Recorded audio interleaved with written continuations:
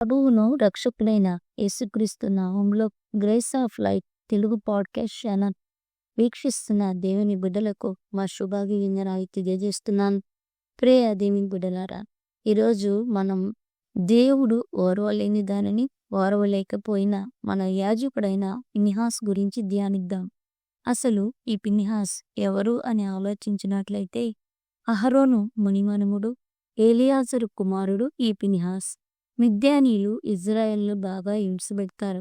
అయితే మోషేతో దేవుడు అంటాడు, ఇజ్రాయేలులకు చేసిన హింసకు ప్రతిహింస చేయమని మిద్యానీయులపై యుద్ధముకు వెళ్ళమని చెప్పినప్పుడు గోత్రముకు 8 చొప్పున బయలుదేరి వెళ్తారు. ఆ టైంలో యాజకుడగు ఎలియాజరు కుమారుడైన ఫినెహాసుని కూడా పంపిస్తారు. అతని చేతిలోని పరిశుద్ధమైన ఉపకరణమును ఊదుడుకు బూరలను యుద్ధంకు పంపుతారు. అప్పుడు ఇశ్రాయేలీలు మిద్యానీయుల మగవారినందరినీ వారి 5 రాజులను చంపేస్తారు.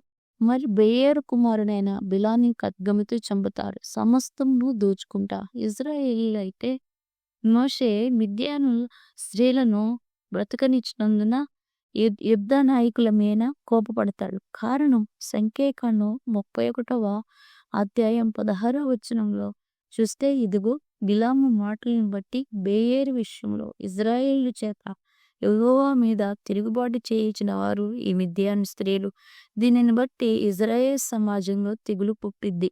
అందువలన మోషే అంటాడు, పురుష సంయోగం ఎరిగిన ప్రతి స్త్రీని చంపుడి, పురుష సంయోగం తెలియని ప్రతి స్త్రీని బ్రతకనీయడే అని చెప్తాడు. బిలాము ప్రవక్త మోయాబీలకు మిద్యానీయులకు సలహా ఇస్తాడు. ఇజ్రాయేలు ప్రజలను నాశనం చేయగలవాడు దేవుడు ఒక్కడే గనుక వారు దేవునికి కోపం పుట్టించేలా ప్రవర్తింపజేస్తే చాలు. అదేమనగా వారు విగ్రహారాధన చేసి నైవేద్యం తిన్న మోయాబు స్త్రీలతో లేక మిద్యాను స్త్రీలతో వ్యభిచారం చేసి పవిత్రతను కోల్పోయినా దేవుని కోపం వారి మీద రగులుకొనును అని చెప్తాడు. అప్పుడు ఈ స్త్రీలందరూ ఇశ్రాయేలును పాపమున పడవేయడానికి ప్రయత్నించి పాపముకు లొంగేటట్లు చేస్తారు. వెంటనే దేవుని ఉగ్రత ఇశ్రాయేలుల మీదకు వచ్చింది. ఈ మాటలు సంఖ్యాకాండం 25వ అధ్యాయం 4వ వచనంలో మనం చూడగలుగుతాం. నీవు ప్రజల అధిపతులందరినీ తోడుకుని యెహోవా సన్నిధిని సూర్యునికి ఎదురుగా వారిని ఉరితీయమని చెప్తాడు దేవుడు. అప్పుడు దేవుని కోపం తగ్గిద్ది అని చెప్తాడు. జరుగుతున్న పరిస్థితిని చూసి మోషే ఎదుటను, ప్రత్యక్ష గుడారం ఎదుటను, సర్వ సమాజం ఎదుటను ప్రజలు ఏడుస్తూ ఉంటారు. అయితే ఇశ్రాయేలీలో నుండి ఒకడు మోషే ఎదుటను, ప్రత్యక్ష గుడారం ఎదుటను మోయాబు స్త్రీతో మరి వ్యభిచారం చేయడం చూసిన అహరోను మునిమనుమడు ఎలియాజరు కుమారుడైన ఫినెహాస్ ఓర్వలేక కత్తితో వారిద్దరి కడుపులో గుండా దూస్తాడు. వెంటనే వారు చనిపోతారు. బిలాము ఇచ్చిన చెడ్డ ఆలోచన వలన మరి 24,000 మంది తెగులు చేత చనిపోతారు ఇజ్రాయేలీలు. దేవుడు ఓర్చుకోలేని దానిని మన యాజకుడు ఫినెహాస్ కూడా ఓర్చుకోలేక తాను చేసిన పని వలన ఇజ్రాయేలీలపై దేవుని కోపం మళ్లింపబడుతుంది. ఇజ్రాయేలీల నిమిత్తం ఫినెహాస్ ప్రాయశ్చిత్తం చేయడాన్ని బట్టి తెగులు ఆగిపోతుంది. చూసారా ప్రియమైన దేవుని బిడ్డలారా, దేవుడు నిన్ను ఒక ఉన్నత స్థాయిలో ఉంచితే దేవుని బిడ్డలకు వ్యతిరేకమైన సలహాలు ఇస్తూ వారి పాపముకు శాపముకు గురయ్యేటట్లు చేస్తున్నావా? జాగ్రత్త, దేవుని శిక్ష వస్తుంది. ఫినెహాస్ మనసు దేవుని మనసు ఒకేలాగా ఉంది. దేవుని బిడ్డలపై ఉన్న శాపము, ఉగ్రత ఆపగలిగిన సమర్థత, ధైర్యము, సాహసం కలిగిన వాడు మన ఫినెహాస్. ఇంకా చెప్పాలంటే దేవుని హృదయంను సంతోషపరిచి ఇజ్రాయేలు ప్రజల దుఃఖాన్ని నివారించేటువంటి గొప్ప ఆలోచన కలిగిన వాడు ఫినెహాస్. అంతేకాదు తన దేవుని విషయమందు ఆసక్తి గలవాడు అని సాక్ష్యం పొందాడు. ఫినెహాస్తో దేవుడు తన సమాధాన నిబంధనను స్థిరపరిచాడు. అంటే ఇజ్రాయేల్ విషయంలో శాంతం వహించినట్లు అన్నమాట. మరి ఈరోజు చూస్తుంటే మరి దేవుని యొక్క పరిచర్య, దేవుని యొక్క సువార్త ఎన్నో తప్పుడు మార్గాల గుండా వెళుతూ ఉంది. సర్వసత్యంలోకి వాక్యం దగ్గరకు, దేవుని దగ్గరకు ప్రజలను తీసుకురావడంలో చాలా మంది భక్తులు మరి వారి యొక్క స్థితిని మార్చేసుకుంటూ ఉన్నారు. మరి సరైన రక్షణ మార్గాన్ని ప్రజలకు బోధించకుండా అద్భుతాలని, సూచనలని రకరకాలుగా ప్రజలను మరి దేవుని వైపు మళ్ళించడానికి చేస్తున్నారు. దేవుని వైపు మళ్ళించారంటే దేవుని వాక్యము, ప్రార్థన, పరిశుద్ధత ఇవన్నీ కూడా ఎంతో అవసరమై ఉన్నాయని మనం ఈ యొక్క గి సందర్భంగా జ్ఞాపకానికి తెచ్చుకోవాలి. అంత మాత్రమే కాదు, ఈ ఫినెహాస్ చేసినటువంటి త్యాగాన్ని బట్టి దేవుడు ఫినెహాస్‌తో తన యొక్క సమాధాన నిబంధనని ఇచ్చి ఇశ్రాయేలు ప్రజల పక్షంగా శాంతం వహించేటట్లు చేస్తాడు. తను, తన కుటుంబం వారు నిత్యము దేవుని సన్నిధిని యాజకులుగా ఉండేటట్లు దేవుడు తన వాగ్దానాన్ని వారి పక్షంగా ఇస్తాడు.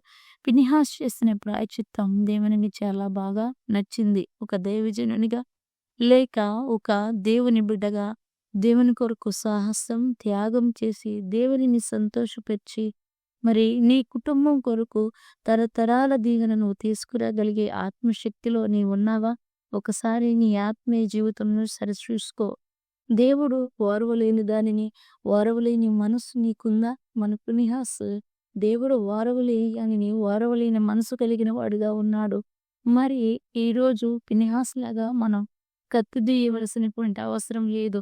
మరి కేవలం దేవుని ప్రేమను, దేవుని శిలువ త్యాగము, మరి ప్రజలకు తెలియపరచగలిగినటువంటి సాహసం, మరి రిస్క్, మరి సా త్యాగము చేయగలిగేటువంటి ఇష్టము నీకుంటే చాలు. దేవుడు మన విషయంలో సంతోషిస్తాడు. మన కుటుంబాలను దీవిస్తాడు. ఎందుకంటే చాలా విలువైన తన రక్తాన్ని ఒక బొట్టు కూడా మరి తన కొరకు ఉంచుకోకుండా కలవరి గిరిలో ప్రపంచ మానవాళి కొరకు తన రక్తాన్ని కాచినటువంటి గొప్ప దేవుడు. ఈరోజు రక్తం వృధాగా పోకూడదు.